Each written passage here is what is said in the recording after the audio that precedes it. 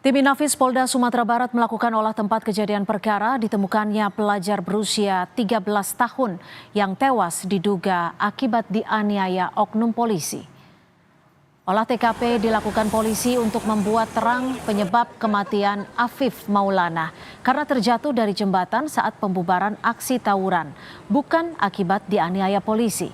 Tak hanya mengukur ketinggian jembatan Kuranji Kota Padang, tim juga melakukan analisis kedalaman dan titik korban disinyalir terjun ke sungai.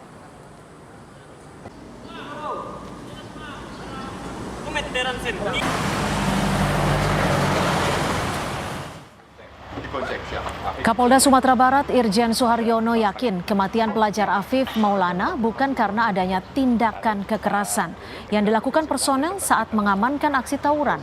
Polisi bilang tulang rusuk korban yang patah disebabkan dari jatuhnya Afif ke dasar sungai.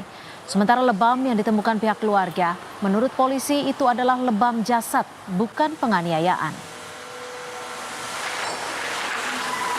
Seperti itu dengan kekerasan dasar sungai seperti itu bisa jadi patahnya tulang iga 1 sampai 6 di kiri belakang itu adalah dari benturan benda keras yang ada di dasar sungai itu. Afif Maulana tidak pernah ada di kelompok 18 orang yang dibawa ke polsek itu. Jadi otomatis kita bisa berbicara dengan fakta dan dengan logika atau dari manapun. Kalau misalnya Afif Maulana itu ada di tempat, pastinya juga sudah ikut diamankan ke Polsek Kuranji. Dengar saksi teman-temannya, Afif udah minta ampun. Sampai dia pingsan, nggak boleh orang menengok ke belakang teman-temannya sama oknum-oknum tuh. Ya, Pak. Penyebab kematian Afif Maulana, seorang remaja yang ditemukan tewas di bawah jembatan Kuranji, Padang, Sumatera Barat, masih menuai tanda tanya. Orang tua korban yakin kematian Afif Maulana bukan akibat melompat dari jembatan, melainkan meninggal karena dianiaya anggota polisi saat pembubaran aksi tawuran Minggu 8 Juni 2024. Saya nggak terima anak saya dibilang jatuh atau melompat, karena nggak masuk akal. Ciri-ciri di badannya nggak seperti orang jatuh dari ketinggian. Kalau jatuh dari ketinggian itu minimal kaki patah atau kepala pecah kan. Ini anak saya kepalanya nggak pecah, kaki nggak patah, tangan nggak patah. Yang ada cuma lebam di sini. Tidak percaya dengan penanganan kasus yang dilakukan Polda Sumbar, Lembaga Bantuan Hukum Padang berharap kasus kematian Afif Maulana diambil alih Mabes Polri. Dengan statement Polda kemarin, semakin menguatkan keraguan kami akan diberikan keadilan buat korban ketika kasus ini ditangani oleh kepolisian di Sumatera Barat. Dan kami berharap ada atensi dari Kapolri, kalau bisa Kapolri tolong ambil kasus ini.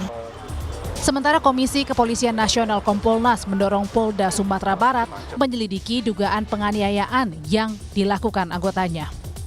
Apakah memang ada peristiwa pidana, apakah ini diduga penganiayaan atau lebih jauh lagi tentu ini diselidiki. Kalau memang itu sudah jelas, nantinya tentu dicari siapa terduga pelakunya. Hingga saat ini, pihak kepolisian masih meyakini Afif Maulana tewas akibat terjun ke sungai saat pembubaran aksi tawuran Minggu 8 Juni 2024 dini hari. Tidak ada tindakan kekerasan yang dilakukan personel terhadap Afif Maulana karena korban tidak ikut diamankan ke Polsek Kuranji saat pembubaran aksi tawuran. Tim Liputan, Kompas TV.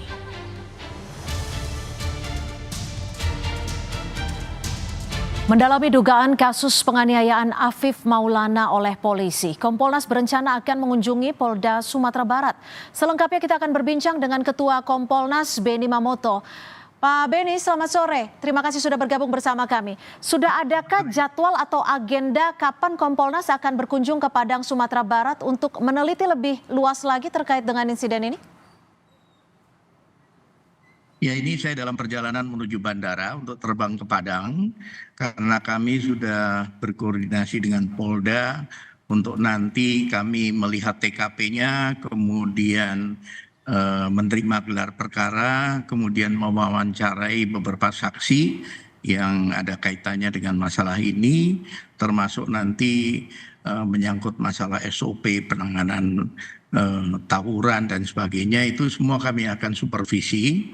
Dan kemarin kami sudah melakukan rapat koordinasi diundang oleh KPAI, hadir juga dari LPSK, Kementerian PPA, kemudian Ombudsman RI, dan kami turun juga bersama-sama dengan Kementerian PPA, KPAI, Ombudsman, untuk nanti sama-sama kami berkoordinasi mana tugas kami, ya kami akan laksanakan, dan mana nanti dari kementerian sendiri melaksanakan tugas masing-masing. Diharapkan dengan kehadiran kami ke sana secara terpadu nanti bisa membantu membuat terang, karena apa? Simpang siurnya informasi ini yang kemudian publik menjadi bingung.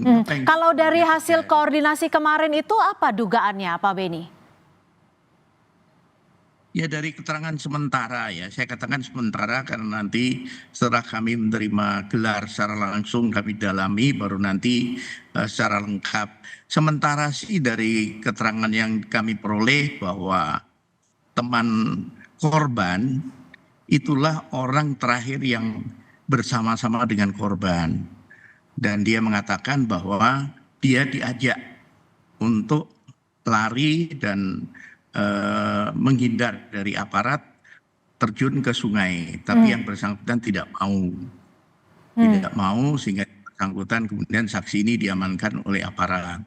Jadi kondisinya seperti itu. Nah ini kami akan dalami lagi saksi-saksinya siapa, kemudian juga kami mendorong untuk dilakukan pemeriksaan secara saintifik. Dan kami dengar hari ini olah TKP didalami kembali untuk mengukur ketinggian kecuraman dari sungai. Kondisi sungai yang kami dengar memang airnya dangkal, berbatu.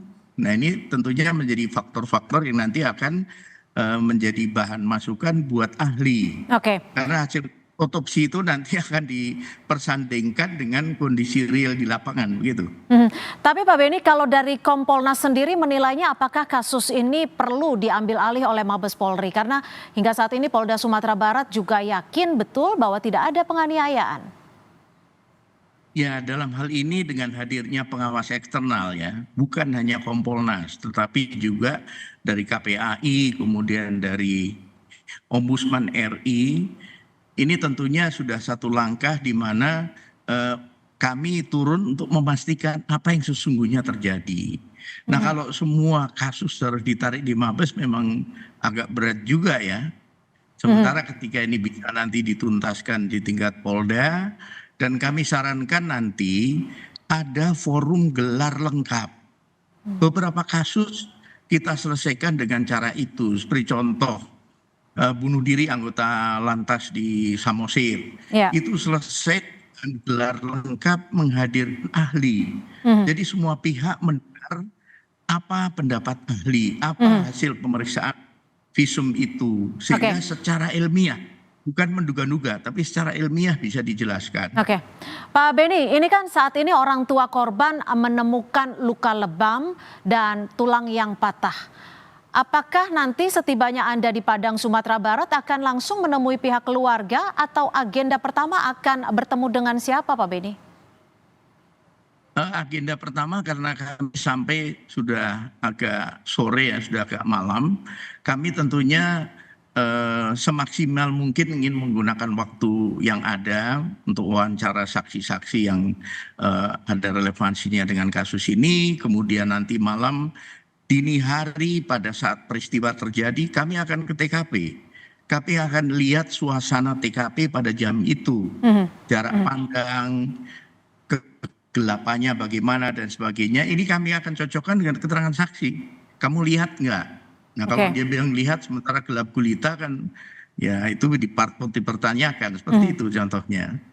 Dan kami juga akan menerima gelar dari tim penyidik, apa yang sudah dilakukan dan apa hasilnya, begitu. Baik, kita nantikan bersama hasil pengawasan dari Kompolnas yang saat ini akan menuju Padang, Sumatera Barat. Terima kasih Ketua Kompolnas Pak Beni Mamoto sudah bergabung bersama kami di Kompas Petang.